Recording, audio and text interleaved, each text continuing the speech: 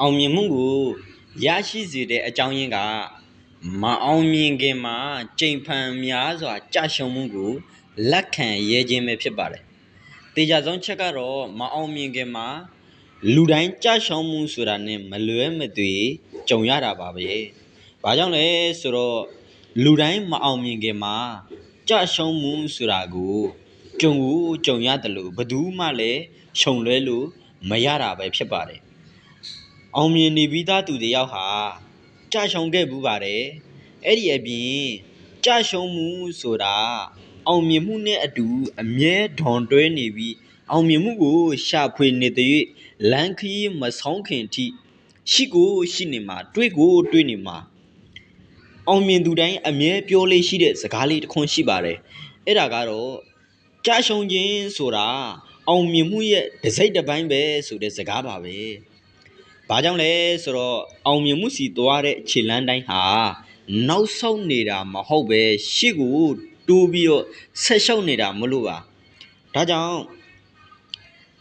အောင်မြင်သူတွေဟာဘလောက်ပဲကြာရှုံးနေပါစေဘာတွေပဲကြာရှုံးနေပါစေလုံးဝနောက်မဆုတ်ပဲရှေ့ကိုသာ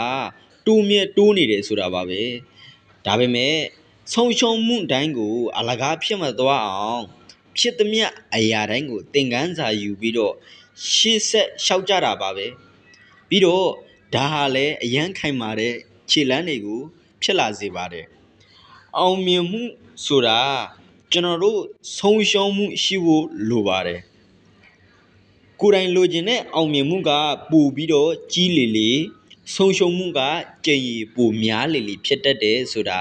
သိထားဖို့လည်းလိုအပ်ပါတယ်ဒါဟာတွေ့ကြုံကနေပြီးတော့ကျွန်တော်တို့သင်ယူရမယ့်သင်ခန်းစာတွေဖြစ်ပါတယ်ဒါကလည်းရေးကြီးဆုံးအချက်ပါပဲကြုံတွေ့ရတဲ့အတွေ့အကြုံတွေများလေသင်ခန်းစာတွေအသည့်တွေကပိုများလေဖြစ်ပါတယ်အောင်မြင်သူတွေဟာကြာရှုံးတဲ့သူတွေနဲ့ကျွန်တော်တို့ကြာရှုံးတဲ့သူတွေကိုမတူတဲ့ရှူတောင်းကနေပြီးတော့ကြည်တတ်ကြပါတယ်သူတို့တွေကကောင်းဘက်ကိုမြင်ပြီးအဲ့ဒီအရာတွေကိုကြည်ဖြူဖြူပဲလက်ခံကြတယ်သူတို့ကိုယ်တိုင်ကြာရှုံးရင်လည်းသူတို့ကိုယ်တိုင်ကအဲ့ဒီအရာကိုကြည်ဖြူဖြူလက်ခံတယ်ဘာကြောင့်လဲဆိုတော့အောင်မြင်မှုဆိုတာတစ်ချိန်တည်းအောင်မြင်ပြီးတောက်လျှောက်ဆုံးရှုံးနေတာမျိုးမဟုတ်ပဲလေဒါပေမဲ့လုံလောက်တဲ့ဆုံးရှုံးမှုလုံလောက်တဲ့သင်ခန်းစာတွေယူပြီးတဲ့နောက်မှာဘဝမှာကြီးမားဆောင်အောင်မြင်မှုကိုတစ်ချိန်တည်းပိုင်ဆိုင်ရရင်တောင်တန်တယ်ဆိုတာပါပဲ